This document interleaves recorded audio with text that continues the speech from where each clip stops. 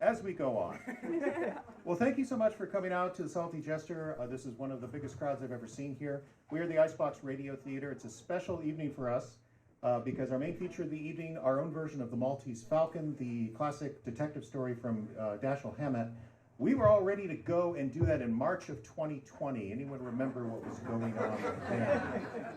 We actually had a room reserved at Bacchus. We had done a rehearsal, and then the first governor's shelter-in-place order came down, and that was that.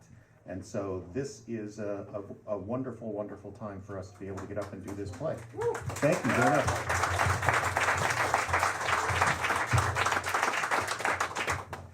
Want to let you know a little bit about the evening. We're going to be holding the Maltese Falcon until a bit later. To begin with, we have some comedy skits from the Icebox Radio Theater, including an edition of our very own detective, Lance Manley, Library Detective, featuring the Molted Falcon. That's our own version. It's funny, so it's okay to laugh at that one. Also, we have a game just before intermission. You'll notice on most of the tables there are little slips of paper. I only take volunteers at my games. So if you would like to play what we call Foley Follies, or What's That Sound? It's a very simple game, no pressure. You get to guess what sounds are being made by our beautiful Foley artist, Evie Conant, and how she's making them. So we'll stand down here with your back to the Foley artist, and she will create a sound, and you have to guess, okay, what's that sound supposed to be? And then secondarily, how did she make that sound? What prop did she use? And the prizes, okay, you get 3 rounds. Each one is worth a $5 credit at the bar. Yes. You could win up to $15 just as intermission is getting live. Hello. There we go, okay. Well, he's loud. I'm gonna look at the... Okay. I think that's it. What did Rayan ask me to mention? Rayan asked me to mention if you want to get up and buy more stuff during the show, fine. We're not picky. Go right ahead and head on back. You know, maybe don't yell as you're doing it. Don't shout drink orders over the back. That would be appreciated. But thank you so much for coming out. It's going to be a fun evening. Let's get started now. We are the Icebox Radio Theater, and let's begin this evening with a word from our sponsor.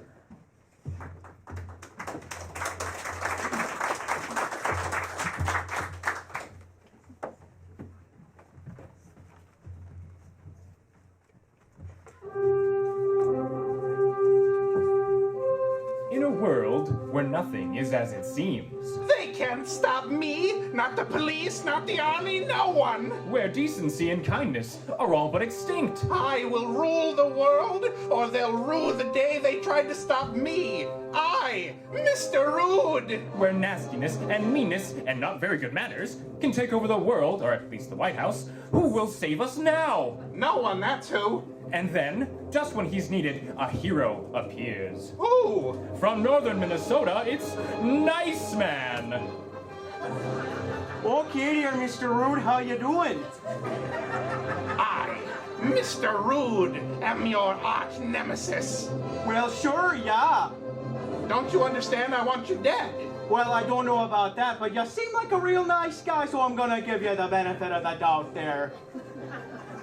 I will destroy you and everything you love, Nice Man. Well, okay, but I'd rather you not if you could. The wife just expanded the vegetable garden, and she's really excited about it, so, you know, I can't... Don't you understand? I will bring death and destruction to the entire world. Well, again, if you could see your way clear to not, but that'd be great. Not that I'm trying to tell you how to do your job or anything, but just think about it, you know?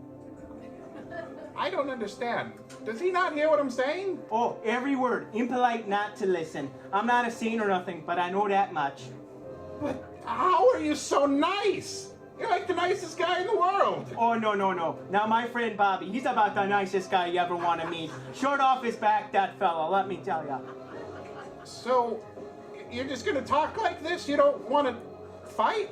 Well, I like a good Tony Brook as much as the next guy, but I kind of promised the wife I'd take it easy from now on. Not as young as I used to be, and ever since I pulled that muscle in my back wrestling with the kids, oh jeez, I could hardly get out of bed some mornings.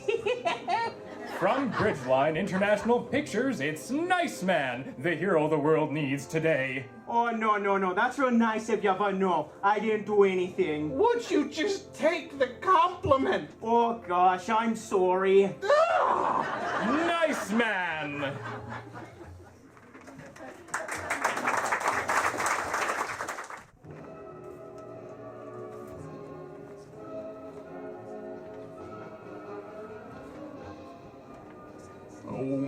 Oh man, I love going to the movies. Why ever let you talk me into this dunghouser, I'll never know. Oh, come on, Woody. The store's closed. Too cold to be outside yet. It's raining. Perfect time to go to the cinema. Cinema? Now, wait a minute. You told me we were going to the movies. We are. Cinema's just another name for movie. No, it isn't. Movies have explosions and gunfights and stories you can follow.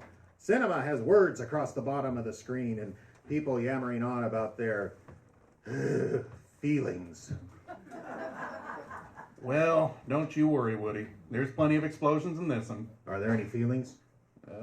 Girl kisses a guy. I'll close my eyes. Wait a minute. I'm not going in. What? Why? Well, right there on the building, they spelled theater with an R-E at the end. And if you're not in Canada, that means cinema. Practically a code for cinema. Oh, come on, Woody. We're already here. Let's just go see the show. I don't know why I gotta go out in public to do this anymore. If God had intended us to keep coming to the movie theater, he wouldn't have invented VCRs. Your VCR is broken. No, it isn't. There's just a few wavy lines there in the middle of the screen. So what? You just squint and it looks fine. Or you could just close your eyes. Well, you might as well be listening to a radio show then. Hey, can we do that instead? Yeah, we're already here, and it's your turn. Welcome to the Voyager Multiplex Entertainment Mega Center, a division of Disney Corp. How can I make your visit magical today? What? They make him say that, Woody. Just tell her the movie you want. We want that superhero movie. Which one? We have 3 in right now. I don't know. He wanted me to come see it. Hi, Becky. Hi, Brad. How's it going? Oh, pretty good. We'll have 2 for Avengers 2, The Re-Avengering. Has your friend seen part 1? Because it's not going to make any sense otherwise. Oh, that's all right. I'll talk him through it. Uh-huh. $22, please. What? $22? I want to watch the movie, not star in it. People don't pay to star in movies, Woody. Well, I know that. I just, you know what I mean. All right, sure. How about this? I'll buy the tickets. You buy the popcorn. Well,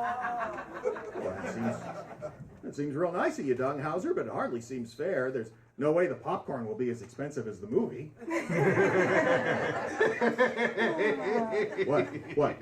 What's so funny? Boy, is he in for a surprise. Oh, don't spoil it. Don't spoil it. Come on. Oh, wait a minute, Dunghauser. You got to pay for the tickets yet. No, I already did with my phone. All I gotta do is walk within 10 feet of that little black box there, subtracts the money right out of my bank account. That sounds dangerous. Woody, you're so old-fashioned you probably don't even have a credit card. I do so. Diners Club. You're still in business? I don't know. I never use it. Yeah, well, just remember you have it when it's time to pay for the popcorn. Can't be too expensive. It's just popcorn. Popcorn with a secret ingredient. What's that? Greed. And incredibly narrow profit margins. Welcome to the Voyager Multiplex Entertainment Mega Center concession stand, a division of Disney Corp. How can I make your taste buds magical today? Weren't you the kid that was just helping us at the back there? At the, Yeah, we're a little short-handed tonight. You want a job? Thanks, but I got one. You sure? You can have mine. You don't like working here? Blah. What's so tough about working in a movie theater? Oh, the customers, the movies, the floor which are sticky and no one even knows why anymore. The little kids throwing up everywhere, on the seats, on the carpet. One kid even threw up on the screen. Got it up in the upper corners and everything. That kid had real talent. Well, I'm sorry about that, but I just come for the movie. Okie dokie. Welcome to the Voyager, etc., etc. What can I get you? I will have 1 small popcorn and 1 small pop. Do you want butter on the popcorn? You bet. Okay, that'll be $15.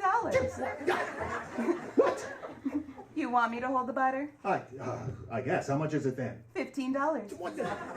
Well, then why did you ask if you would hold the butter? You look like you could lose a few pounds, mister. I think I'll make that a diet pop, too. Now, wait just 1 minute. Oh, it's okay, Woody. Just calm down. Do you believe this? These prices? Look, you gotta know how to work the system when it comes to movie concessions. They charge you a lot more for less, so you gotta buy more. How does that save me any money? All right, look. So you're getting a small popcorn for $7, right? Just hearing you say that makes my blood boil. But see, you're getting a small. If you go up to a large, twice as much corn, only $3 more. But it's $10 for popcorn. And butter. Look, I'll show you how it's done, Woody. I'll have the Bladderbuster Deluxe meal. What? Okay, but the health department is making people sign a waiver before we can sell them. It's all right. I already have one filled out, brought it with me laminated. I think you go to the movies too much, Dunghauser. Here's your popcorn. Great day in the morning. Oh, doesn't it smell good, Woody? Oh, popcorn. That is a garbage can. No, it's not. It's a popcorn tub. The size of a garbage can. I'll get your pop. This might take a while. Dunghauser, is that a beer keg? No. It sure looks like a beer keg. Well, it's not. It's a beer keg, Dunghauser. It's not a beer keg. Because there's pop in there. You can't have a beer keg without beer. How on earth are you going to get all that junk into the theater? Oh, right. Becky, I got a punch card here with this purchase. Get a free rental of the hand truck. Okay. Unbelievable. Here you go. Well, Woody, you said you were buying the popcorn. Oh, all right. Sorry, kiddo. All I got is a 50. That's okay. You can owe us the rest. What? Come on, Woody. Oh, all right. Need any help with your snack? No, I got it pretty well balanced. Here we go. Theater 3. All right, well, where do you want to sit? Well, we're going to have to sit in one of them wheelchair spots so I got room for my popcorn. Look, here's two together, Woody. All right. Oh, would you look at that? The movie's already started. What'd you say this picture was about? Superheroes saving the universe. Well, then how come that woman on the screen's going on about car insurance? The movie hasn't started yet. That's just a commercial. The what? The commercial. They show ads before the movie now. Did we or did we not just pay good money to come sit in this theater? We did. And they're showing us commercials? Shush. I want to see how this comes out. I think that guy's about to bundle his life in auto. I'm gonna go talk to the manager. The nerve. Oh, just calm down, Woody. See, look, commercial's gone. They put up a puzzle game now. That's a tough one, too. What happened to watching movies when you went to the movies? It's coming, it's coming. Help me fill out this puzzle. It's a word fill in. It's Wizard of Oz, Dunghauser. Oh, how can you be so sure with all those letters missing? It says TH blank WIZAR blank of blank Z. Well, yeah, but how can you be sure? Ooh, they're putting up the answer. Good. I'm dying of curiosity. Wow, Woody, you were right. No kidding. How much life insurance do I win? Quiet, they're starting. I thought you said there were superheroes in this movie. There is. Well, what's that guy on the sailboat doing? Oh, this isn't our movie, it's a trailer. No, it's not. It's a boat. You can clearly see it floating on the water. No, Woody, this is a trailer. Dunghauser, that is very clearly a boat. No, it's a trailer. I guided in this territory for 50 years. You don't think I know the difference between a boat and a trailer? Woody, look, come on, you gotta work with me here a little bit. Of course. If you got a boat, you probably do need a trailer. Woody, what we're seeing's not the movie. It's not the movie, No. but there's pictures on the screen and music and stuff. Yeah, but it's not a movie. Then, am I having a stroke, Dunghauser? No, Woody, it's not our movie, it's a trailer. Well, we settled that. That is a boat. Woody, it's a trailer. They're showing us a preview of coming attractions. Movies are coming to the theater soon. You mean another commercial? No. It's just showing us scenes and elements of another movie so that we'll want to come back to the theater when it's playing here. And buy tickets. Yeah, And popcorn. of course. Then it's a commercial. No, it's a trailer. It's like a mini movie. Look, Sailboat one's done, another one's coming up. Great day in the morning. What's wrong with those people? Who? The actors, the ones up on the screen. Their heads are too big and they're jumping around like idiots. They're animated, Woody. They sure are. No, they're animated. It's a cartoon. No, that can't be. Cartoons look like drawings. These here look like, I don't know what they look like. Play-Doh on steroids. That's 3D computer animation. A computer did that? Sure. I don't think we should let computers make movies anymore, Dunghauser. Those things are going to haunt my nightmares. Oh, just relax. It should be the last trailer. And why do you keep calling them trailers anyway? Well, because they trail after the movie. You mean we missed the movie? Ah, what a shame. Let's go. No, we just got here. But you said they trail after the movie. Well, they used to anyway. Trailers used to come after the movie. Well, that's right, but they moved them to the front of the movie. So trailers come before the movie now. That's right. Well, then why don't they call them trucks? What? Trucks. Trucks come before trailers, right? What are you talking about? Well, if trailers don't trail after the movie anymore, you can't call them trailers. You got to call them something else. And you think we should call them trucks? Well, I suppose you can call them cars if you like, but a car doesn't nearly have enough towing capacity. Yeah, hey, the movie's starting. How can you tell? Dimming the lights in the theater. I'm glad some things haven't changed. Oh, I can't wait for this one. It's going to be so good. You know, now that we're here, I kind of see the appeal of the movies. Now you're talking. The popcorn, the big screen, and these seats are a darn sight more comfortable than in my day. Oh, they sure are. I think you're going to really like this movie, Woody. It might be a bit more exciting than you're used to, but... Woody? Woody? Ah, well, more popcorn for me, I guess. That was Cinema Cynics. Woody and Dunghauser, two characters we had for quite a while here on the Icebox Radio Theater. Justin Kaplan was Dunghauser, I was Woody. And of course, Scott Turner down there was the clerk. Yes, absolutely. We're just about ready to hear from our own Northland sleuth, Lance Manley, library detective. But first, another word from our sponsor.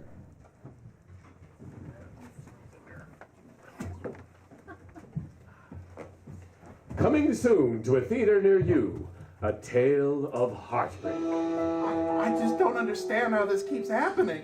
Don't torture yourself, Ron. A tale of broken promises. Why? Why? I don't know. A tale of unrequited love. You put your heart and soul into a relationship, and what do you get? Nothing. That's right. Nothing. I'm thinking of leaving. No, you can't. Give it a little more time. Just one more season. I can't. I'm not getting any younger, and just once I'd like to know what it's like to go to the Super Bowl. Ridgeline International Pictures presents It Happened in the Cities. A tragic romance that only Minnesota sports fans would understand. I can't take it anymore. This was going to be our year. It's okay, dear. Trading those 3 All-Stars will give us a really good shot at the first overall pick next season. Oh. I have a confession to make. You can tell me anything. I It's all right. I don't even want to go to the playoffs if it means losing in the first round again. It's over. Sometimes the deepest love comes through suffering. And if you're a Minnesota sports fan, that suffering runs deep. This can work out. How? It's good that we traded our leading scorer for a 32-year-old defenseman who scored 4 goals last year and just hurt himself in practice. It can all work out. Oh dear, your eye is twitching It again. can work out. Hope springs eternal, We're in the postseason. only to be dashed again and again. But we're playing the Yankees. Even the newest relationships are not immune. I say it's simply splendid that we have a soccer team in the Twin Cities again. Yep, Minnesota United. But tell me, how could they play so splendidly all season, then lose immediately in the playoffs? You ain't lived here long, have you? It's a tale of torment, a tale of sadness. but not a tale without hope. It happened in the cities. A romance where almost everything goes wrong eventually. Ladies and gentlemen, champions of the WNBA, your Minnesota Lynx! Well, almost everything.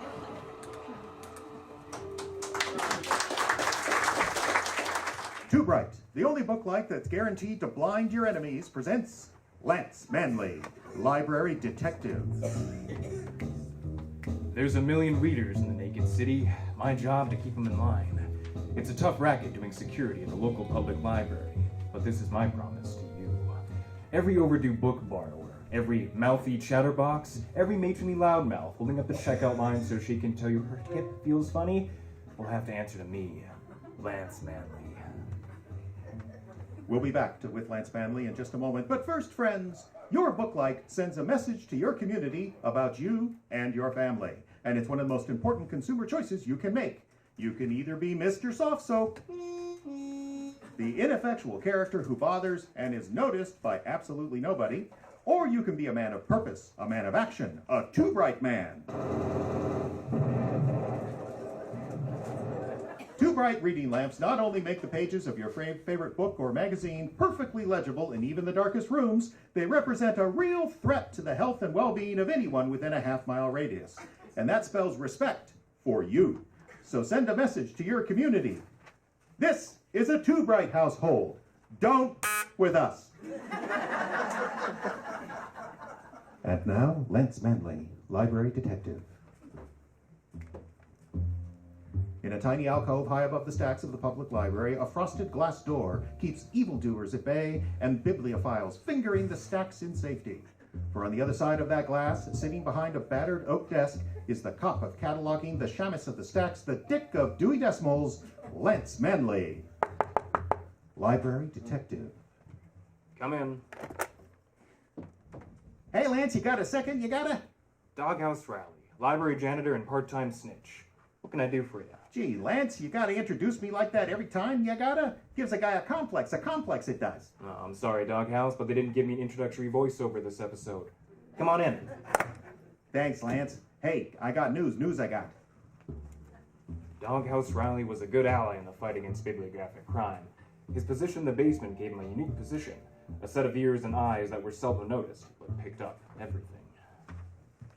Hey, it's a voiceover. Never mind that now, Doghouse. What's the skinny? What's the lowdown? Spill the beans and pick him up again. Word on the street, is that an old friend of yours is on his way here, Lance. And that wind is a wind which blows ill for you and your job. A job that blows, huh? Who is this old friend? Hanging onto your hat, you should, Lance. The friend is Cyrus Amazon, the friend. Cyrus Amazon. That was a name I hadn't heard in some time. He was an industrialist and professional gambler who made his millions in the book-selling business and turned them into billions at the baccarat tables of Monte Carlo. He was either the luckiest man you ever met or the biggest card cheat on 2 continents.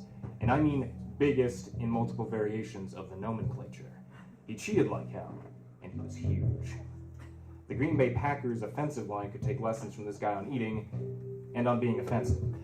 But the reason Amazon and I crossed 45s on more than one occasion was his pathological hatred of free public lending libraries.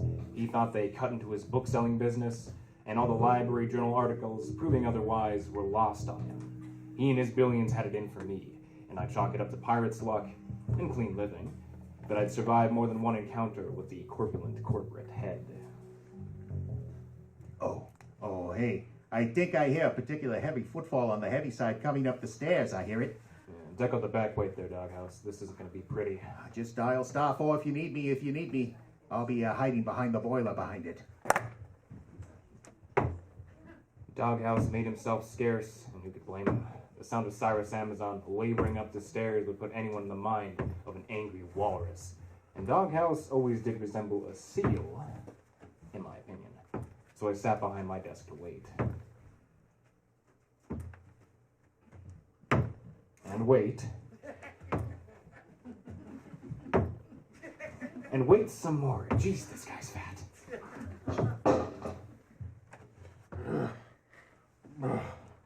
My door burst open, and there he stood, all 6 foot, 400 pounds of him. Every ounce poured into a white linen suit the Boy Scouts could sleep under at Yosemite. And up top, just below a pricey handmade Panama woven from real Panamanians, was a look of utter disgust.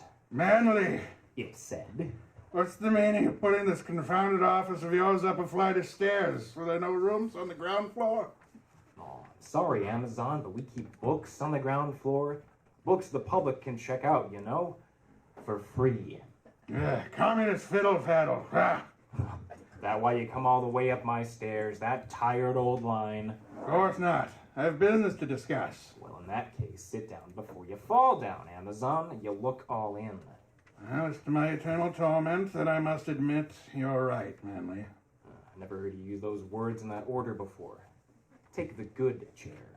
You jest, sir. None of the furniture in this room would qualify as the good chair if it were in the worst brothel in Istanbul. I'll defer to your greater experience in that area. Sit.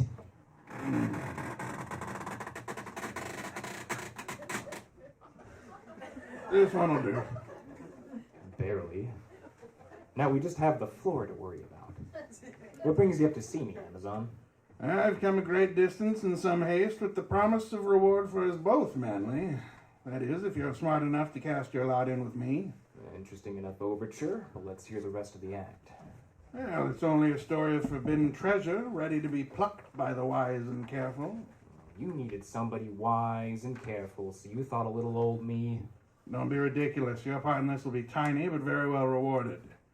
I merely require a certain credential which you have in your possession. And what credential's that? Your security pass to the Central Book Distributor's warehouse. No can do, Amazon. Took me years to build up the red points to get that dingus. I misuse it once and I'd lose my job. Come work for me then. Doing what? Blowing up libraries? Maybe on the weekends for fun, but no. Simply taking care of various items of business. All strictly legal, of course. Well, anything's possible. Well, but for this job, you needn't worry. I don't need you, only the credential. Well, unless you're willing to steal my fingerprints and my retinas, it won't do you much good. A tempting suggestion, Manly, but alas unnecessary and messy. Besides, when you hear what I'm after, you'll want to be in on the score. All right, I'll bite. What's the score? A book, of course, but not just any book. You've heard undoubtedly of The Molted Falcon. The Molted Falcon. Now, there was a title that I hadn't circulated in a while. It was a ghost book, a publisher's campfire story. And now you see 'em, now you don't hoodoo that editors like to talk up after one too many cups of chamomile laced with cooking sherry. The story was that Stephen King, that man that saved publishing back in the 80s, had written a book that never saw the light of day. It was during his pharmaceutically enhanced period when he could knock out manuscripts 2 at a time, sometimes working without sleep for days. During one such nose candy jag, the story goes, he conceived of a singular book, a work of art printed on the finest vellum, bound in the leather of aristocratic Swiss cows, and inked with a mixture of Fort Knox gold and whiskey from Hemingway's private stock. Add a few grand worth of jewels and gold leaf, and you have the most valuable book in the world without Gutenberg in the title. The book is called The Molted Falcon. It's about a bird that molted. And legend has it, it's just as bad as it sounds. Or at least that's how the story goes. You waste my time with fairy tales, Amazon. It's real, I tell you, I have proof. It's a story you tell your first-year copy readers to haze them, a literary snipe hunt. If I had a nickel for every trainee tech who was sent to find the Molted Falcon in the stacks... Every legend grows from an acorn of truth, Manly, and I intend to follow this one to its source. You'd be better off collecting the acorns. So what's your proof? Photographic evidence. That picture was taken in Paris 24 hours ago in an alley behind a rare book dealer's off the Rue de Florentine. This is just a picture of 2 guys in berets passing a book. It don't prove nothing. I've been following that book for 6 months, Manly. In Istanbul, I missed it by a week. In Tokyo, by a month. In Bangor, Maine, it was ahead of me by a mere day. Took some doing, but I tracked it down. It's here, Manly. The Molted Falcon. It's supposed to be terrible, you know. I don't intend to read it. I intend to have it, so that no other man alive can say the same. And it doesn't bother you that at all that the book in the photo appears to have a basic black library binding and not a jewel-encrusted gold-leaf treasure. Acquired that black cover in Sydney, a kind of camouflage so that all but the most knowledgeable bibliophile would be holding it in his hands and not recognize its value. Indeed, that was the only reason it slipped through my fingers and continued on to Tokyo. Well, you must not have been holding it in your hands then. Be that as it may, you can be assured, Manly, that's the book. All right, Amazon. I'll probably regret this, but I'll play your game. With just one house rule of my own. Truth was, I was soft in the head for trusting Amazon as far as me and 4 other guys could throw him. But I had to admit, the chance to see such a rare legend as the Molted Falcon was simply too great for me to pass up. So I took out stupidity insurance in the form of the 38 from my lower desk drawer and headed back to my cold water flat to wait. 4 hours and 3 bourbons later, the sun had set and the time had come to head to the distribution center. It was a quiet place at night. Quiet as a writer's dreams when she finally gets that line of dialogue or description just right. There was no sign of life around the shipping door, so I headed out back to the shipping entrance. A retinal scan later and I was inside. The smell of books hung heavy on the air, like the words of all the generations were looking down, judging me for what I was about to do. But Amazon's instructions had been explicit. I was to go to the back shelf in the Christian romance section, move a gross weight of Janinoki out of the way, then look for a loose floorboard with the words Beckley written on it in red pencil. A few minutes later, I found the board I was looking for. Lifting that board gave me the chills. I made like Howard Carter and reached into the hole beneath the floorboard and took hold of what felt like a standard heavy cellophane book cover. I pulled out my hand and there it was. A black hardcover book that felt to be about 700 pages on the low end for a tome from King's 80s output, but still within the realm of possibility. I sized it up. Even though it looked like a normal book, my head swam with possibilities. My mouth filled with cotton, and my palms grew sweaty. All I had to do was open to the first leaf to know for sure if this mythical book was absolutely on the level. I reached down and grabbed the front cover. I lifted it slowly. When suddenly, the shots sounded like they came from a balcony high above me. I was being assaulted from the theology section, so I tucked the book under my arm and ran. Something stank to high heaven. Amazon's plan was for me to grab the book, meet him out in the parking lot, and make the exchange. Problem was Amazon was a no-show, and I quickly deduced that an old heap was on my tail. I swerved up into the hills and lost him in the switchbacks, then headed straight for the public. I was pretty sure I'd lost my tail by the time I opened my office door.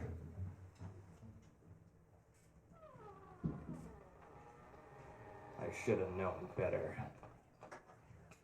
Hold it right there, Manly. Amazon, I should have known your offer was too good to be true. Whatever do you mean, Manly? It was most sincere. Flick on the lights and see. You see? I was merely waiting for your return. I thought the plan was to meet up at the book distributor. I was unavoidably detained. And that gunsoul who tried to plug me in the trade paperbacks. Whatever do you mean, Lance? I had no idea you were in any trouble. Sure. Is that under your arm? That's the book, yeah. Is it genuine? Well, I haven't had a chance to look. I've been busy. Hand it over, man. I've been searching for 10 years. And you can search for 10 more years, Amazon, unless, of course, you have my fee. Yes, now hand it over. All right. If you insist. Oh, my nose.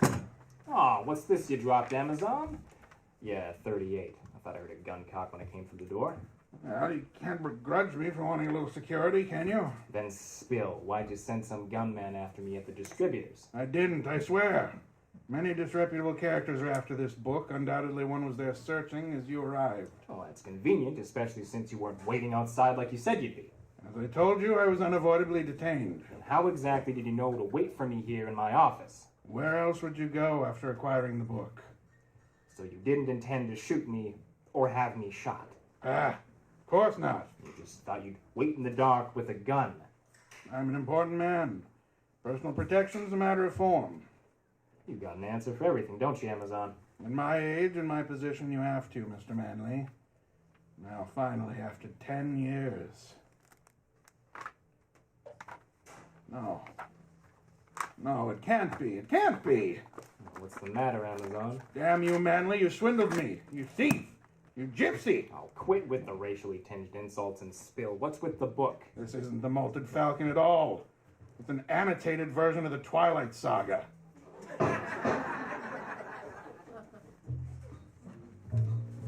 And that was it. Amazon rose from the chair behind my desk like the kraken emerging from the sea and waddled out, stopping only once to ask for his gun. I told him I would send it to him by courier in the morning, and after he left, I threw the 38 in the incinerator chute. I really should have taken the bullets out first. Sorry, doghouse. That's all right, Lance. No harm done, no harm done. So, the library is safe for now from the likes of Cyrus Amazon, but I know he'd be back with some underhanded scheme to put us out of business. There's no ending the fight against his kind. It might have even been premature this time, given that the case had more twists than Agatha Christie in a pretzel factory. For example, I still have no idea what had been shooting at me back at the book distributor. Had it been Amazon or one of his goons? Possibly. But it had been Amazon himself who told me where the book was hidden. And his whole story about needing my credential to get into the building falls apart if one of his boys was already inside, taking aim at my noggin. Too many questions, especially for a Tuesday night.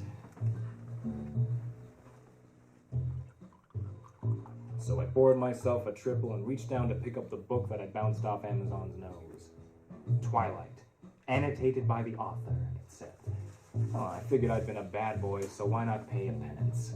Why not cap off this day with a trip to the world of sparkly vampires and hunky werewolves? A trip no less strange than the one Amazon was surely on. A trip to find the stuff that dreams are made of.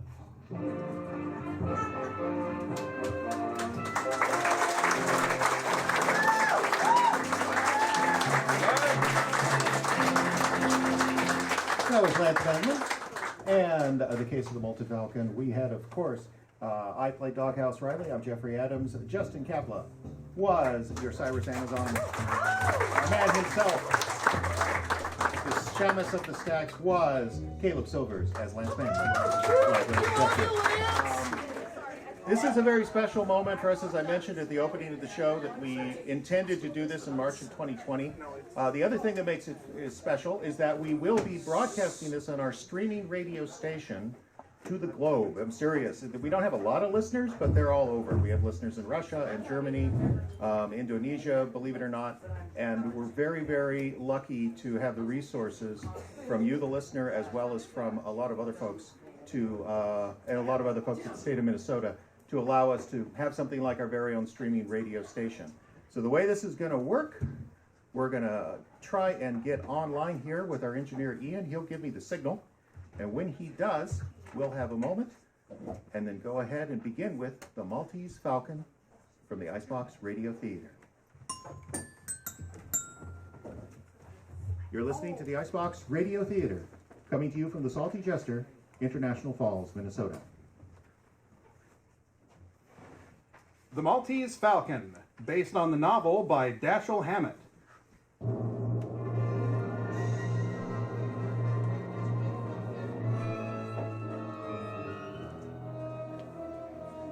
It's the early hours of the morning in a year quite distant from our own. The city of San Francisco lies sleeping under a blanket of fog. Along a lonely street, a man walks slowly, his footsteps ringing against the wet pavement. He passes a deserted alley and stops. The man turns and peers into the darkness. Suddenly, one of the shadows moves. The man stumbles backwards, his hands reach out to shield his body.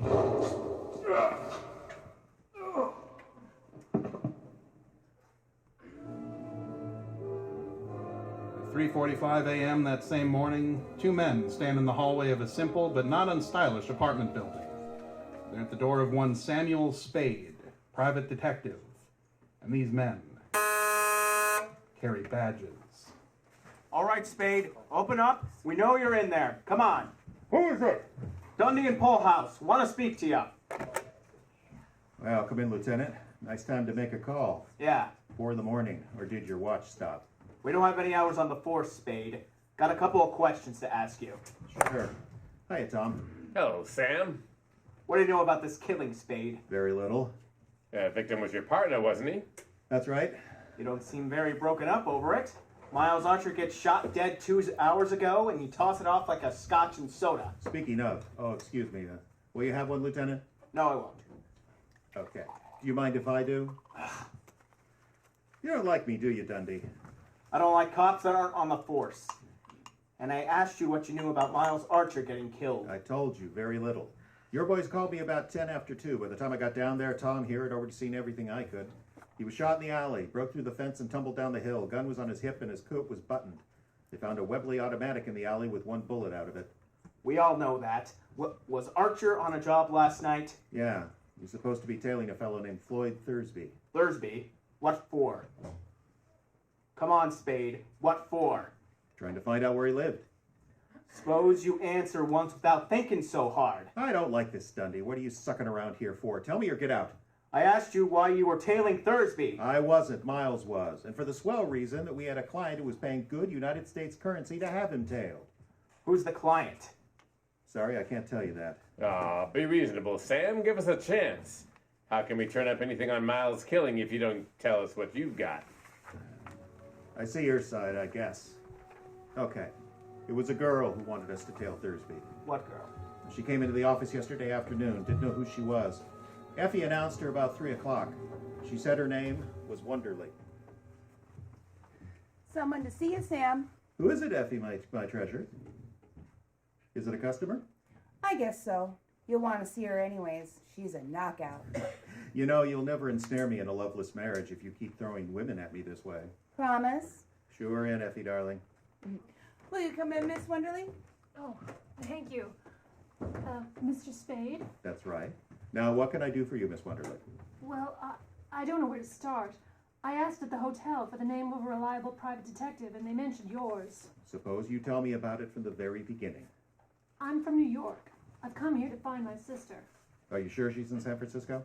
Well, she was 2 weeks ago. I have a letter from her. She came here with a man named Thursby, Floyd Thursby. You mean she ran away with him? Oh, Mr. Spade, I've got to find her. Mother and father are in Honolulu, and it would kill them if... Oh, I've got to get her back before they come home. What exactly did she say in the letter? Nothing, except that she was all right. I sent her a note begging her not to do anything foolish. I sent it to General Delivery and told her I was coming out to get her. I shouldn't have done that, should I? Well, it's not always easy to know what to do. You haven't found her, I take it. No. I told her I'd be at St. Mark for her to meet me there. But I've waited 3 whole days. She didn't come. She didn't even send a message. Go on. Oh, the waiting was horrible. Yesterday afternoon I went to the post office. Corinne didn't come for her mail, but Floyd Thursby did. Did you speak to him? Yes. He wouldn't tell me where Corinne was. But he promised to bring her to the hotel this evening. Hiya, Sam. Oh, excuse me. Well, that's all right, Miles. Miss Wonderly, this is Mr. Archer, my partner. How do you do? Mr. Archer? Miss Wonderly's sister ran away from New York with a fellow named Thursby. Miss Wonderly has seen Thursby and has a date with him tonight at the St. Mark. Maybe he'll bring the sister with him, but chances are he won't. Miss Wonderly wants us to find the sister and get her away from him and back home. Right? Yes. Oh, any chance this Thursby would try to cover up by marrying your sister? Well, he has a wife and children in England. Yes, they usually do, though not always in England. Oh, please take this seriously, Mr. Spade. You have to understand he's a dangerous man. I don't think he'd stop at anything. I don't believe he'd hesitate to kill Corinne if he thought it would save him. What time is he meeting you? Between 8 and 10. All right. We'll have a man there. I'll look after it myself. Oh, thank you. Thank you very much. Not at all. Oh, yes, I suppose there should be some money. A retainer is customary, yes. Will $200 be enough? That's fine.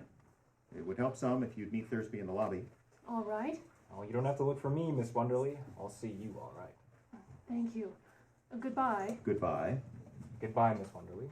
See you tonight. Yes, goodbye. Well, Miles, what do you think of her? You saw her first, Sam, but I spoke first. I wasn't talking about that. I was talking about her story. Huh? Whatever. Nothing. You've got brains, Miles. Yes, you have. So Miles went out to tail Thursby last night, Yeah. and Thursby shot him. Is that what you think? No, that's what you think, Dundee. I don't know. Tom, get on the phone. Call the St. Mark and ask for a girl named Wonderly. I thought of that myself, Lieutenant. She was never registered. The whole story's probably a fake. A fake, huh? A fake story, same as yours? What's your boyfriend getting at, Tom? I'll tell you what I'm getting at. Floyd Thursby, the man your partner was tailing, was shot down in front of his hotel an hour ago. Take your paws off me. Easy, boss, easy. Where were you tonight, Spade? Other than down at the crime scene, I was right here. Got any proof? No witnesses. So you think I shot Thursby to revenge my partner, huh? Well, I know where I stand now. Thursby die? Yes. How'd I kill him? I forget. He was shot 3 times in the back with a 44 or 45. Nobody saw it, but that's how it figures. Hotel people know anything? Know No. anything about him? Nothing, except he'd been there a week. Alone? Yeah, alone. Well, did you find out who he was? What his game was? We thought you could tell us that. I've never seen Thursby, dead or alive. Now look, Spade, if you did it, you'll get a square deal from me and most of the breaks. Don't know that I blame you much. The man that killed your partner. But that won't keep me from nailing you if you're guilty. Fair enough. But I feel better about it if you have a drink with me. No? No. In that case, good night, gentlemen. I'm tired.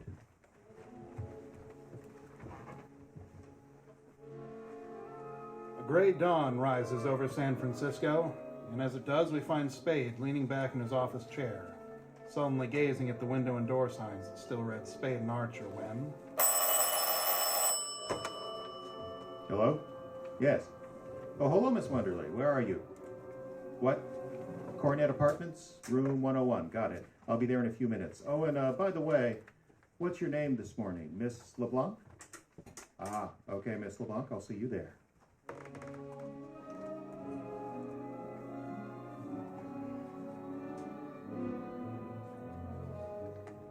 Mr. Spade, I have a terrible confession to make. Yeah, well, go ahead, Miss LeBlanc. Well, that story I told you yesterday was all a story. Well, that's all right. I didn't believe it anyhow. I believed your $200. I don't understand. You paid too much for someone who's telling the truth, and enough more to make it all right. I see. Now, let's clear up one thing first. Should I call you Miss LeBlanc or Wonderly? My name is really O'Shaughnessy. Bridget O'Shaughnessy. Well, that one I can believe. Mr. Spade, tell me, am I to blame for last night? Well, you warned us that Thursby was dangerous. No, I wouldn't say it was entirely your fault. Oh, thank you. Mr. Archer was so alive yesterday, so solid and hearty. Stop it. You knew what he was doing. Those are the chances we take. Was he married? Yeah, with 10,000 life insurance and a wife that didn't like him. Anyway, there's no time for worrying about that right now. Right now, there's a flock of cops running around out there with their noses to the ground. Do they know about me? Well, they know about a girl named Wonderly, so no, at least for now. But must they know about me at all? Couldn't you manage to shield me from them? Maybe, but I need to know what it's all about. Oh, I can't tell you now. Later I will. You'll have to trust me. Oh, I'm so alone and afraid. I've got nobody to help me if you won't. Please, trust me. Help me. Be generous, Mr. Spade. You won't need much of anybody's help. You're good. It's chiefly your eyes, I think, and that throb you get in your voice when you say things like, "Be generous, Mr. Spade." All right, I deserve that. But the lie was in the way I said it, not in what I said. You can leave if you like. Not just yet. I've got nothing against trusting you blindly, but I can't do either of us any good if I don't know what it's all about. For instance, I've got to have some sort of a line on your friend Thursby. I met him in Hong Kong. We came together last week. Go on. Well, I needed him. I was completely dependent on him. He knew it. He took advantage to double-cross me. How? I can't tell you that. All right. Why'd you want him shadowed? I wanted to learn how far he'd gone, whom he was meeting. Did he kill Archer? Oh, yes, certainly. Thursby had a Luger in his holster. Archer wasn't killed with a Luger. Well, Floyd always carried an extra revolver in his overcoat pocket. Why all the guns? Oh, he lived by them. The rumor was Floyd first came to Asia as a bodyguard for a gambler. The gambler disappeared, and Floyd knew something about the disappearance. I don't know. I know that he never went to sleep without crumpling up old newspapers on the floor of his bedroom so that no one would sneak up silently. You picked a nice sort of a playmate. That's the only sort that would have helped me. How bad a spot are you in? As bad could be. Physical danger? I'm not heroic. I don't think there's anything worse than death. Oh, you've got to help. Do you hear? You've got to. All right. I'll do what I can. But we're going to talk, Miss O'Shaughnessy, sooner or later. I've got to know what it's all about.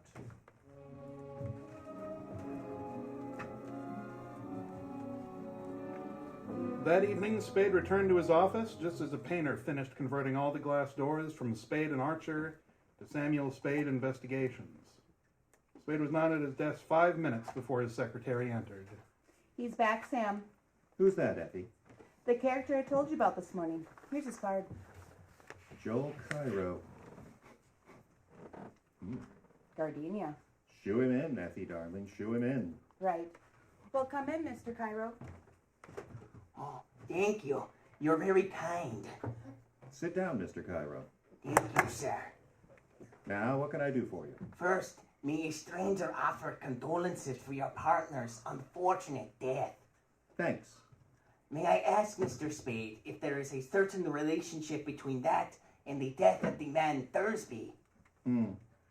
I beg your pardon, but it's not idle curiosity that prompts my question. I am trying to recover an ornament that has been, shall we say, mislaid. I hope you could assist me in this matter. I'm listening. The ornament is a statuette, a black figure of a bird. I am prepared to pay on behalf of the figure's rightful owner the sum of $5,000 for its recovery and, what is the phrase? No questions will be asked. $5,000 is a lot of money. Come in. Is there anything else, Sam? No. Good night, Effie. Good night. Oh, lock the door when you go, will you? Good night. Well, Mr. Cairo, $5,000 is a very... What do you think you're doing? I am pointing a gun directly at your heart. You will please clasp your hands together at the back of your neck and do not move. I intend to search your offices, and if you attempt to prevent me, I shall most certainly shoot you. All right. Go ahead and search. You will please come to center of the room. I shall make sure you are not armed. Certainly. Go! All right, drop the gun. Drop it! Unhand me! Drop it or I'll twist your arm off. Ah! There. Now sit down and behave yourself or I'll sock you one. Look what you've done to my shirt! I'm sorry. I guess I get a little annoyed when guys like you come in with phony offers of $5,000. You're mistaken, Mr. Spade. That was and is a genuine offer. Then why the stick-up? I think it is very understandable that I should attempt to retrieve the figurine without incurring any undue expense. So you think I have the statue? Do you? No. Then why do you risk serious injury to prevent me from searching for it? Why should I sit around here letting people stick me up? So your offer still goes, huh? Most certainly. All right, now let's put our cards on the table. Your first guess was that I had the bird. There's nothing to that. What's your second guess? That you know where it is, or at least that you know where it is you can get it. You're not hiring me to do any murders or burglaries for you, but to simply get it back in an honest, lawful way. If possible. But in any event with discretion, I am at the Hotel Belvedere when you wish to communicate with me. Good evening, Mr. Spade. So long. And, wait, one thing. You know a girl named Wonderly? Wonderly? I don't believe so. No. LeBlanc? No. How about Bridget O'Shaughnessy? The Hotel Belvedere, Mr. Spade. Room 635. Okay. Oh, pardon me, but may I have my gun back, please? Oh, yeah, sure. Forgotten I had it. Here you are. Thank you. Now you please clasp your hands at the back of your neck. I intend to search your offices. Well, I'll be... All right, go ahead. I won't stop you.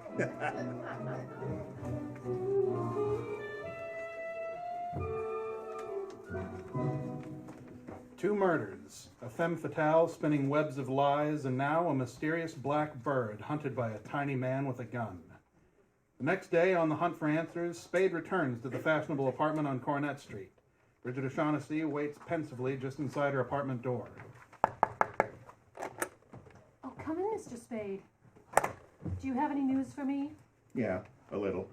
Or did you manage it so that the police won't have to know about me? Well, they won't for a while anyway. Oh, you won't get into any trouble, I hope. Oh, I don't mind a reasonable amount of trouble. Oh, I worry so much.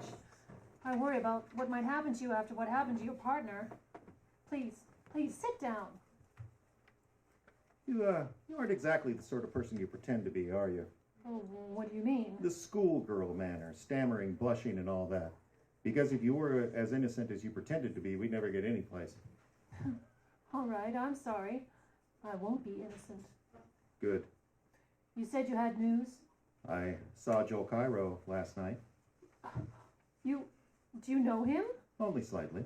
Well, what did he say? About what? Well, about me. Nothing. And what did he talk about? He offered me $5,000 for the Black Bird. Oh, did he? And what did you say?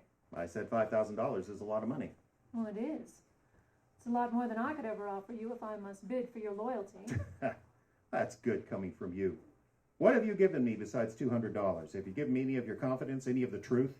If my loyalty is for sale, why shouldn't I sell it to the highest bidder? Oh, can't you trust me a little longer? How much is a little? What are we waiting for? I just need a little more time. And I need to know what it's all about, or I can't do either of us any good. I must talk to Joel Cairo. Could you arrange a meeting and be there for my protection? I suppose so. You can see him tonight. Well, he can't come here. I can't let him know where I am. All right, then my place. What about it?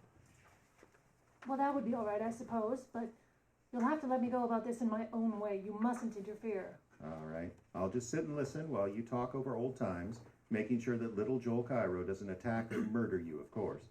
You're a strange person. I like you. Yeah, well, don't overdo it. You can have a talk with Cairo, and after that, you'll talk to me.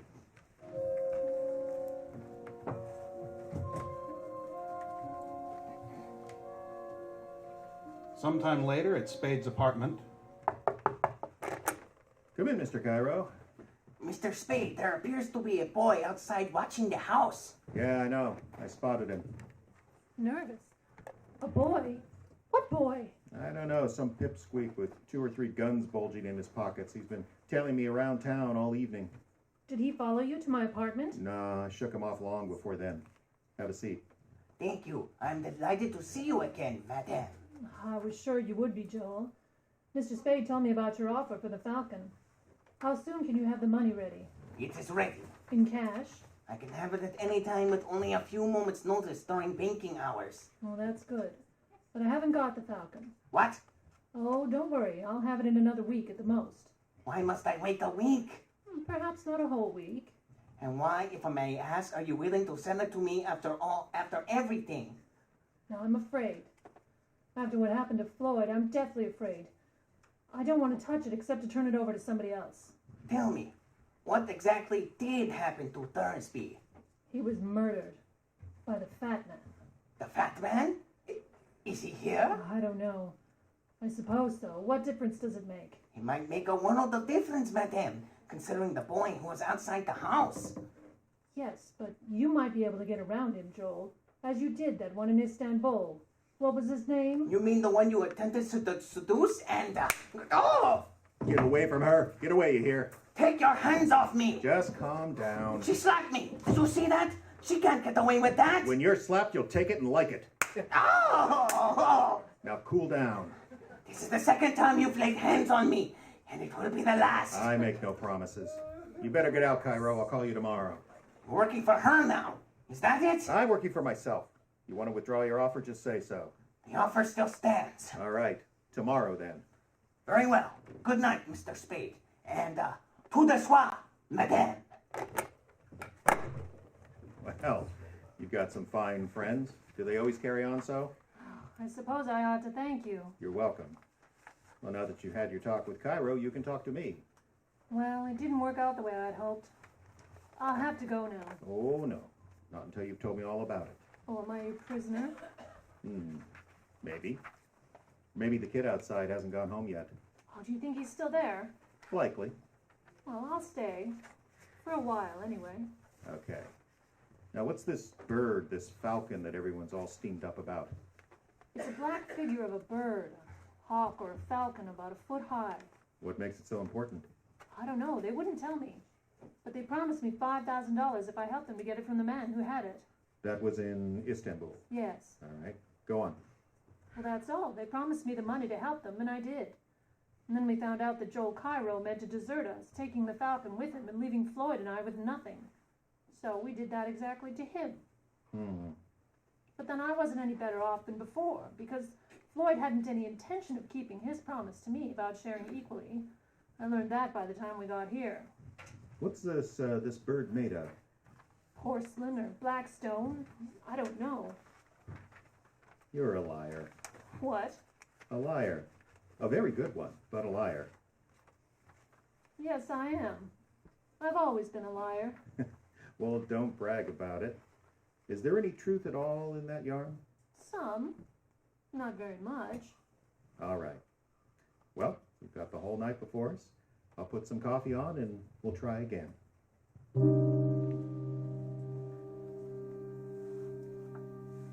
Oh, I'm so tired. I'm so tired of lying and thinking up lies and not knowing what is a lie and what's the truth. Don't ask me, please. Don't. If there's any kindness in you at all. That's right. Turn on the beauty. Let your eyes get nice and starry. Put your arms around my neck and look pleadingly at me. Now you are dangerous. You think it's going to get you anyplace? I suppose it couldn't. Not with you. Don't be so sure.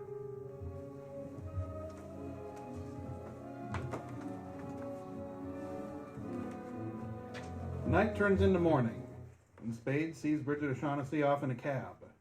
By and by, he returns to his office. What's a good word, Effie, darling? You're in a good mood. Had a pleasant evening? A gentleman never tells. I'll bet. Well, while you were getting your beauty sleep, we've had 2 visits from about the biggest character I think I've ever seen. Speak English, darling. A man, 300 pounds of him encased in a Seville rose suit with a bowler hat that probably cost my monthly salary. The fat man. What'd he say? Not much, though he used a lot of words saying it. But if you want to find out what he wants, the boy with him mentioned that they were staying at a Hotel Berkeley. Gray coat and hat, just a kid, maybe 19? With a sullen manner to match? Yeah. Know him? No, he's been shadowing me for 2 days. Is that to do with the business with that girl? I think so. Speaking of, did the DA's office call? Twice. You won't be able to put them off much longer, Sam. I won't need to for very much longer. Just enough for a conversation with that fat man. Wish me luck, darling. Well, I'm off to the Hotel Berkeley. Be careful, Sam.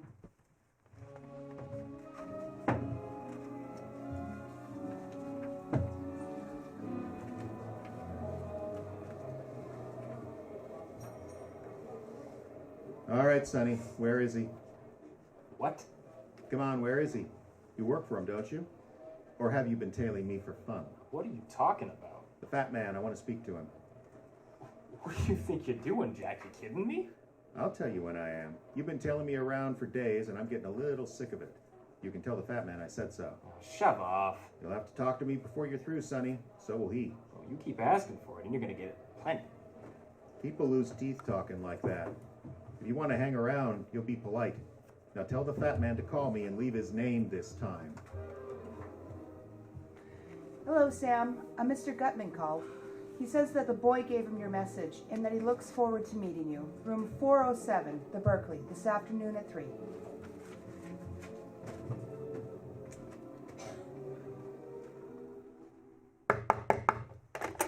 Ah, Mr. Spade. Delighted to see you. Delighted. How do you do, Mr. Gutman? Sit down, my friend. We'll have a little drink. I can't stay long, unfortunately. Got an appointment at the district attorney's office. What an interesting life you must lead. Say when. Oh, I'll leave that to you. Excellent, excellent. I distrust a man who says when. If he's got to be careful not to drink too much, it's because he's not to be trusted when he does. You're a close-mouthed man? No, I like to talk. Better and better. I distrust a close-mouthed man. He generally picks the wrong time to talk and says the wrong things when he does. Well, sir, let's talk. Swell. Shall we talk about the blackbird? You're the man for me, sir. No beating about the bush. Right to the point. But first, sir, answer me a question. Are you here as Miss O'Shaughnessy's representative or Mr. Cairo? Well, there's nothing certain about that either way. But which will you represent? It'll be one or the other. Not necessarily. Who else is there? There's me. Ha ha! That's wonderful, sir, wonderful. I do like a man who tells you right off that he's looking out for himself. Don't we all? Uh-huh. So let's talk about the blackbird. Let's, Mr. Spade. Have you any conception of how much money can be got for that blackbird? No. Well, sir, if I told you half, you'd call me a liar. No, not even if I thought so. You, know what the bird is, of course. No, I don't. They didn't tell you? I know what it's supposed to look like, and I know the value in human life you people put on it. But Miss O'Shaughnessy didn't tell you what it is. And Cairo didn't either? Well, Cairo wouldn't talk. The girl said she didn't know, but I took it for granted she was lying. Not an inauspicious thing to do, sir. Well, if you don't know and they don't know, then I'm the only one in this whole wide, wonderful world who does. That's great. When you've told me, that'll make two of us. Mathematically correct, sir. But I don't know for certain that I am going to tell you. Now, don't be foolish. You know what it is, and I know where it is. That's why I'm here. Well, sir, where is it? There, you see. I must tell you things, but you refuse to reciprocate. That's hardly equitable, sir. No, I don't think we can do business along those lines. Oh, you don't, huh? Well, think again, and think fast. I told that gunman of yours you better talk to me before you're finished. You'll do your talking today, or you're through. Why am I wasting my time for? I can get along without you. Now talk! Talk! Anything wrong, boss? Come in, Wilma. Yeah, come in, Sonny. And keep your hat off your gun or I'll knock your ears down. Listen, you either... Wilma. Just stand over there. My apologies, Mr. Spade. Make up your mind, Gutman. While you're doing it, keep that gunsel away from me, or I'll kill him. You hear me? I must say, you have a most violent temper. You've got till 5:30 today. Then you're either in or out. For keeps!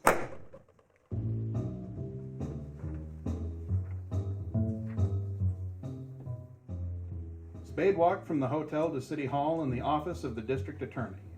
After a brief interview there, during which Spade refused to help the authorities on the theory that solving the murder and handing the murderers over to the police was the only thing that could help his clients, and coincidentally, stay out of jail. Spade was returning to his office when a now familiar face poked out from a dark alley. Hey, you. Well, hiya, Sonny. Didn't expect to see you until 5:25. I hope I haven't kept you waiting. Well, you keep on riding, you bud, and they'll be picking out iron in your liver. Cheaper the crook, the gaudier the patter, huh? Gutman ready to talk? He's waiting at the hotel. Come on.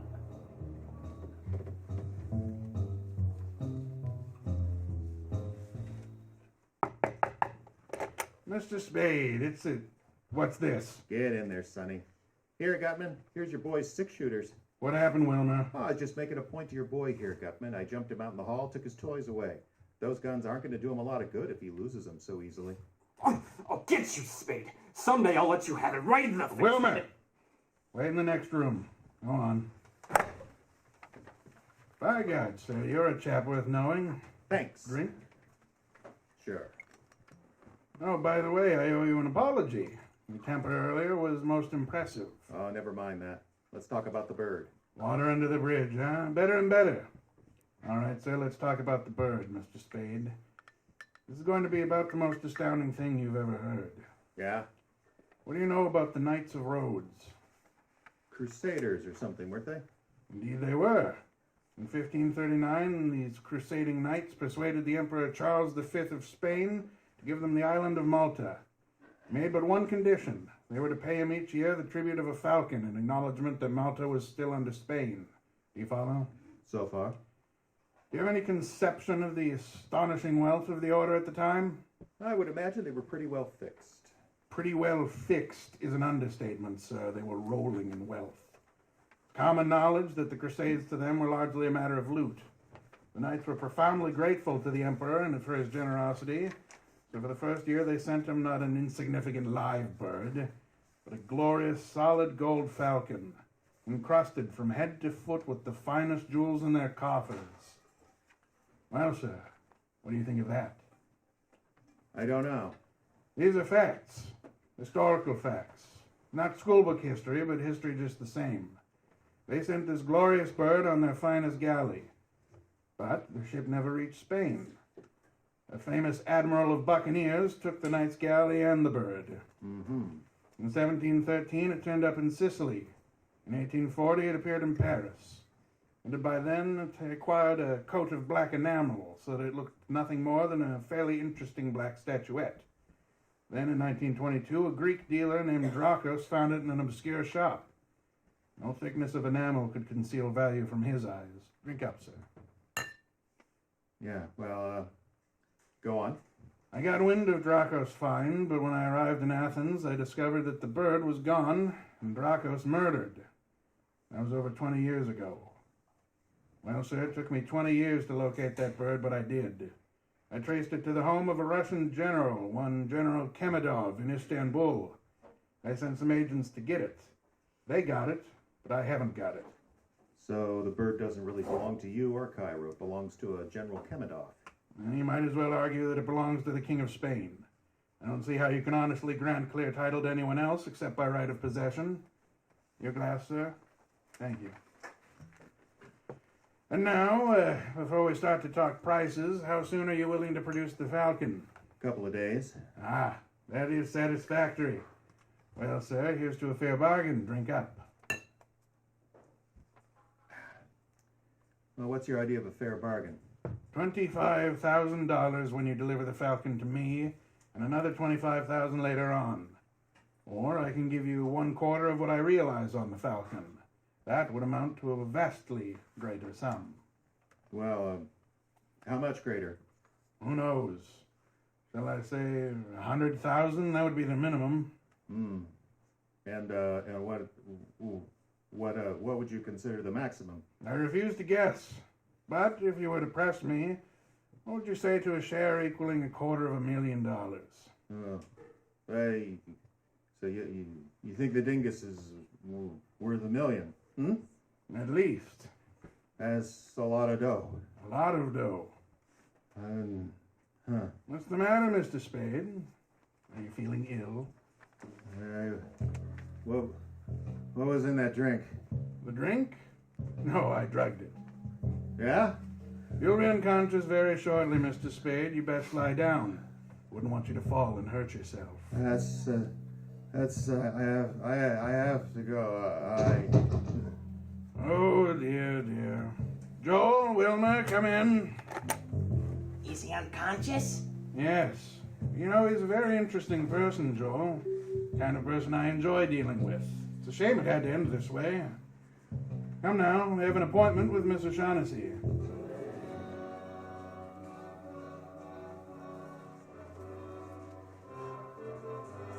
You're listening to the Maltese Falcon on the Icebox Radio Theater. We'll be back after this short commercial break. Looking for a creative outlet? Like to learn more about a fun family activity in a relaxed, low-stress setting? Then the Icebox Radio Theater has a new program for you. Join the Dry Ice Club, a brand new program from the IBRT, meeting weekly at the I Falls Public Library. The Dry Ice Club is a casual get-together where you have a chance to try acting or sound effects, ask questions about the IBRT, and learn more about audio drama, voice acting, and podcasting.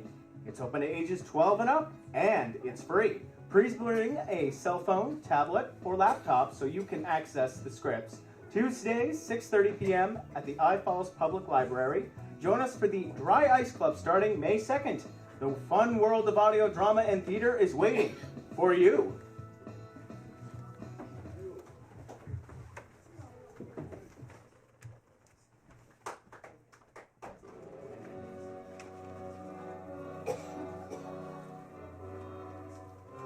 You'll remember from our story that Sam Spade unwisely accepted a drink from the master criminal and con man, Casper Gutman, and found himself face down in Gutman's hotel room.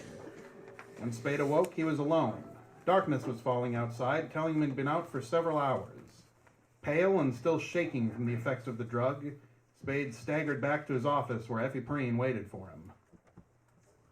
Sam, what happened to you? I took candy from a stranger, darling. Who did this? Fat man. But why? I didn't have a chance to ask. Evidently, he wanted to get me out of the way or something. But I don't get it. Yeah, just a minute. Spade Investigations? Yes? What? I can't hear you. Who is it? Could you repeat that, please? Yes, I've got that. Captain who? Jacoby? Yes, hello? Hello? She's gone. Who? It was the O'Shaughnessy girl. She wants you. Here's the address. 26 Ancho Street. She's in some kind of trouble, Sam. She was telling me something about a man, a ship captain named Jacoby, and then something happened to her. What? What happened? I don't know, like she was being chased by someone. Excuse me, we're closed. Your Spade. Yes? Package for you. She told me. What's the matter with you? Sam! Lock that door. Yes, all right. Is he dead? Yeah. Got about 4 slugs in him. His coat's soaked through with blood. Hey now. Pull yourself together. I'm all right. Good. What's it all about, Sam? What's that bundle he was carrying? I think the package, Angel. Here, put it up here. Hand me the scissors from your desk. If this is what I think it is. Yeah. Oh, what is it? We've got it, Angel. We've got it. The Maltese Falcon. The Falcon? Look at it. A black bird, $1 million under a coat of enamel. On the phone. That's what she said. That's what she was trying to tell us. That Captain Jacoby was bringing us the Falcon. So he must be... Oh, Sam. He was trying to help her and they killed him. Give me a second to think. You've got to go to her, Sam. She's in trouble. All right, I'll go. As soon as I've gone, phone the police. Tell them how it happened, but forget he brought the bundle. Get it straight now. Everything just the way it happened, but without the bundle. And I took the phone call, not you. Said I had to go out, but I didn't say where I was going. Do you got all that? Yes, Sam, but hurry. Go to her. You're a good man, sister.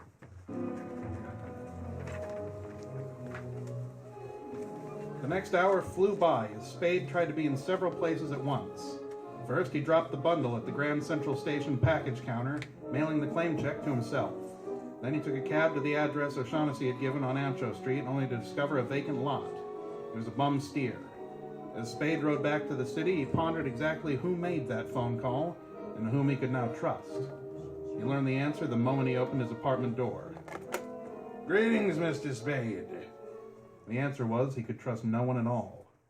Come in. And keep your hands where I can see them, or Wilma will most definitely shoot you." Quite the party. Good evening, Cairo. Hello, Precious. Hello, Sam. We took the liberty of letting ourselves in while we waited for you, and now that you're here, let's sit down and get comfortable. Sure. Sam, I tried to call you. I wanted to tell you. No, it's all right, honey. Just take it easy. But they've kept me prisoner. And you've come to no harm, Miss O'Shaughnessy. No harm as yet. You carrying a rod? Let me see. Get away from me. You're not going to frisk me. Stand still. Put your paw on me. I'm going to make you use that gun. Ask your boss if he wants me shot up before we talk. Sit down, Wilma. Mr. Spade, you're certainly a most headstrong individual. Well then, let's talk. Yeah. Are you ready to make the first payment? Take the Falcon off my hands? Do you have it? Sam, have you? Yeah. Then I'm willing to pay. Hold the money, please. Wait. There's another thing to be taken care of first. We've got to have a fall guy. I beg your pardon? The police. They have to have a victim. Somebody they can stick with those 3 murders. 2. Only 2 murders, Mr. Spade. Thursby undoubtedly killed your partner. All right, then 2.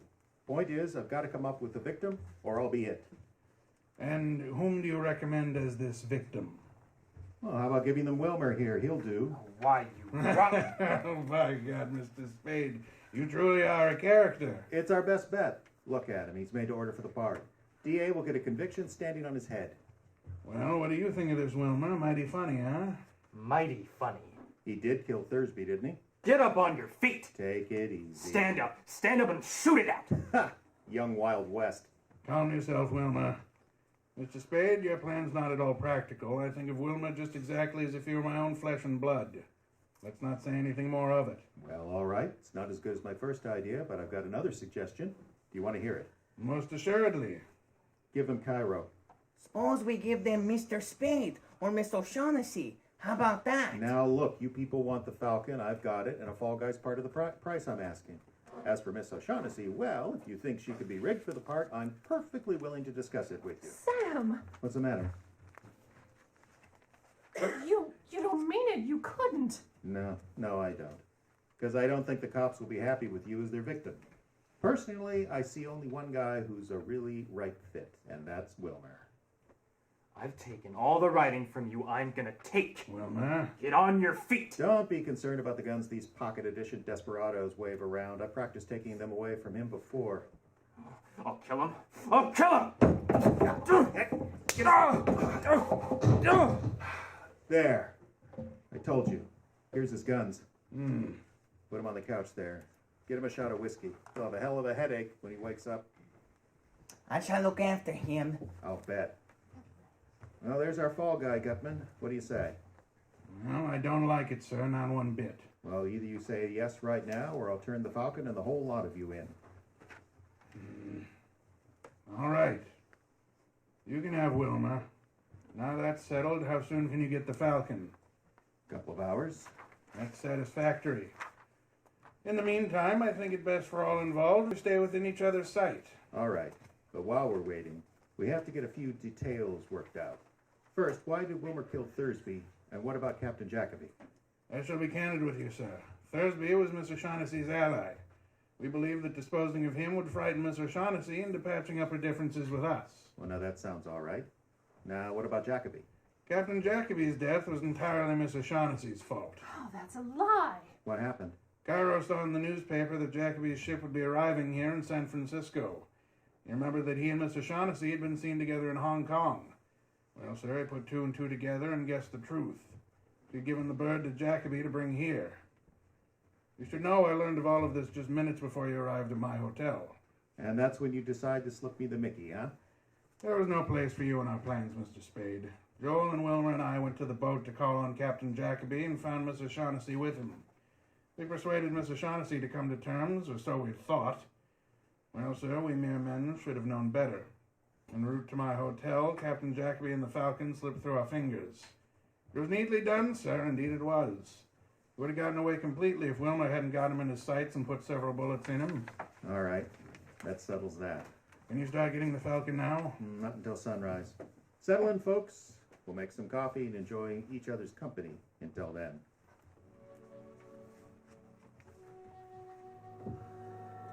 It's several hours later now, and the jittery, sleep-deprived company watch each other with wary eyes until...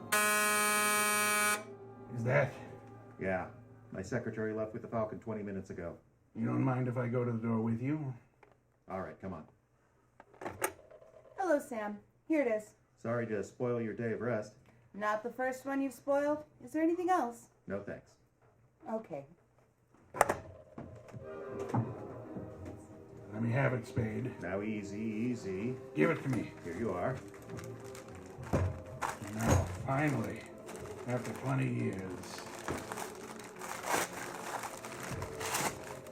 Yes. There it is. There you are, my beauty. Is it the Falcon? The original? We'll make sure, Cairo. Your penknife, Joel. Here. Thank you. Just remove a tiny bit of the enamel. No. No, it can't be. No. Gutman, what's the matter? It's a fake. It's lead. It's a fake. But it can't be. All right, Bridget, you've had your little joke. Now tell us about it. No, Sam, no. That's the one I got from Kemidov, I swear. You boggled it, Gutman. You and your stupid attempt to buy it. Kemetov found out how valuable it was.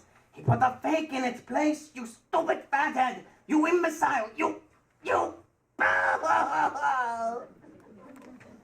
Yes, it's the Russians' hand, all right. There's no doubt of it. Delightful. Well, Joel, what do you suggest? Shall we stand here and shed tears, call each other names, or shall we go to Istanbul? Istanbul? Are you going? 20 years I've waited for that little item, and I've been trying to get it. I'll go on trying. I'll come too. Get Wilma. We'll start immediately. Yes. Oh, he's gone. What? The bedroom window's open. He's gone. A swell lot of thieves. We have little enough to boast about, sir, but the world doesn't come to an end just because we've run into a little setback. Sorry about your money, Mr. Spade, but of course you didn't earn it. Nonsense, I held up my end. You got your falcon. It's your hard luck that it wasn't what you wanted. My hat, Joel. Now, wait a minute. Wait. Mr. Spade, it will do no good to argue. I haven't the money with me anyhow. And besides, if I remove your hat, you'll see it conceals a derringer. Had an idea that's the way it was. I have no intention to use it. Its only purpose is to illustrate the point that any effort to stop us leaving San Francisco is ill-advised. Don't you agree? I don't have a lot of choice. No, sir, you don't. Well, we'll say goodbye to you now, and since the shortest farewells are the best, adieu. And to you, Miss O'Shaughnessy, I leave the lead falcon on a table as a little memento.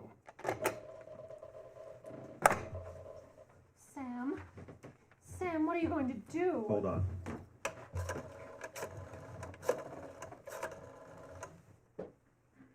Hello, Tom. Spade. Hey, how you fixed for red points? Well, I got some for you. You ready?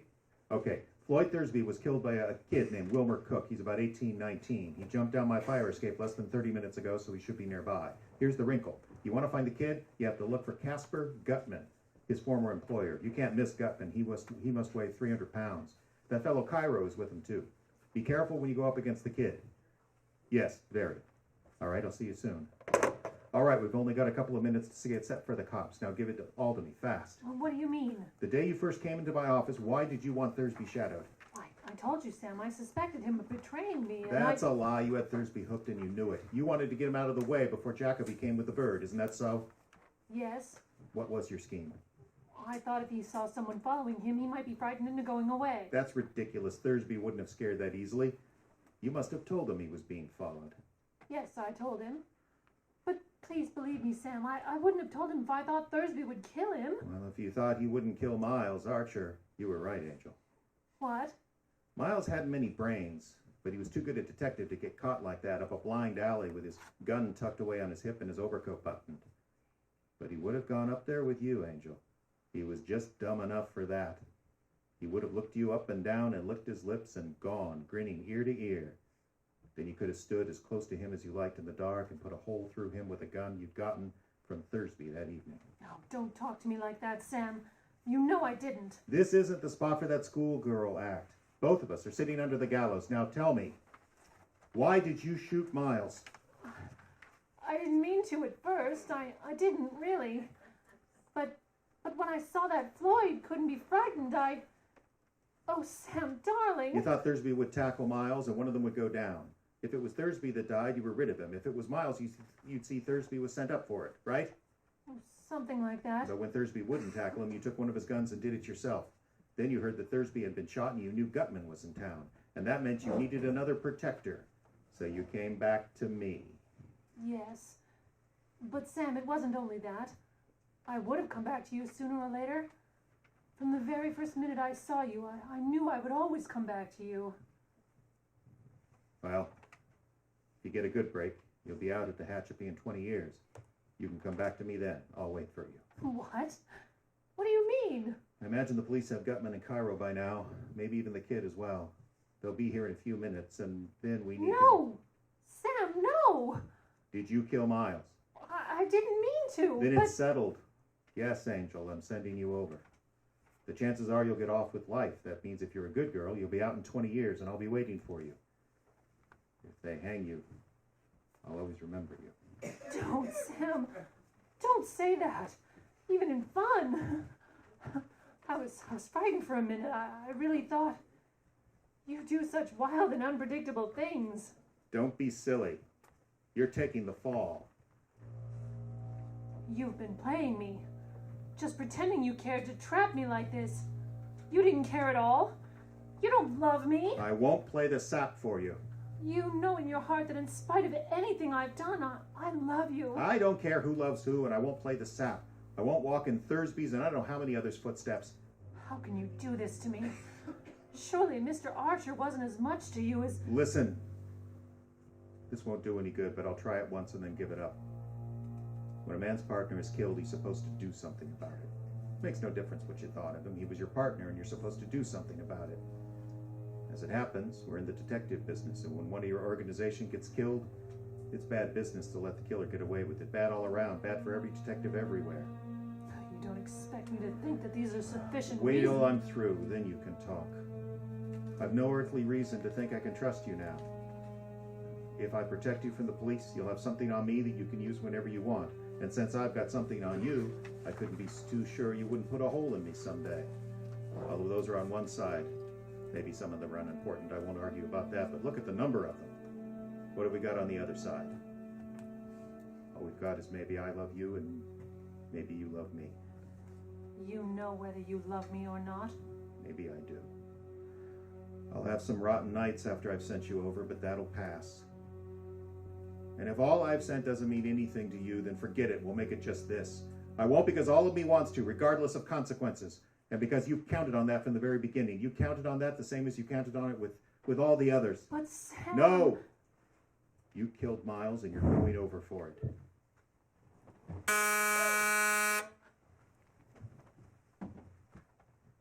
Come in.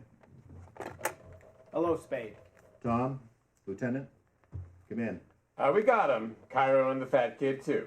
Swell. Here's another one for you. She killed Miles. Just like that, huh? Just like that, Lieutenant. Must be a big disappointment for you. I bet you thought you had me when you heard Gutman's story. Knock it off, Sam. Your day will come, Spade. Yeah.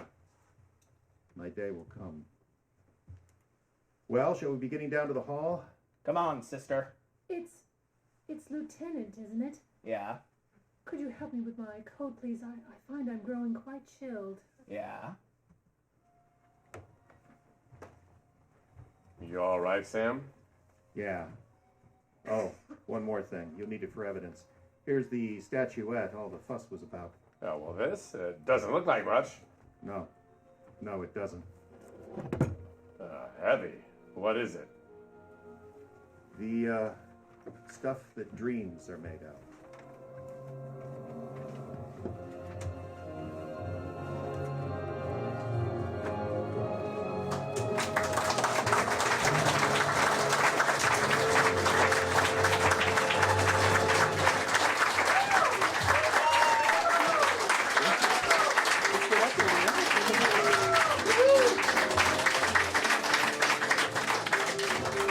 That was, of course, sound effects artist Edie Conant, Joel Tyler.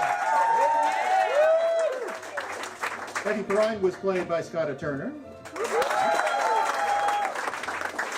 Wilmer Cook in various parts, of course, including Miles Archer, the Stiff, by Caleb Silvers. Introducing his first time at the microphone for the Icebox Radio Theater, Mr. Dalton Johnson, ladies and gentlemen. Casper Gutman, of course, by Justin Kaplan. The deadly and beautiful Bridget O'Shaughnessy, played by our own Ayla McIntosh. Hiding in the corner, Mr. Jim Yunt, who was the friend of the And I'm Jeff Adams, and I played Sam Spade. That is the end of our show. What's the date? What date are we doing the May show? 19th? Yes. Okay. Just, you know, we have an agreement here with Rayanne. Can we have a hand for Rayanne?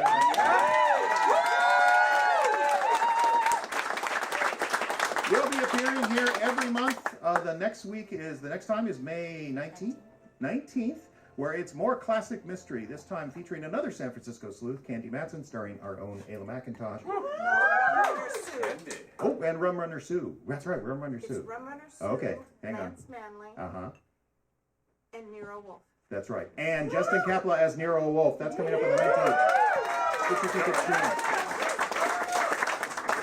We still broadcasting or no?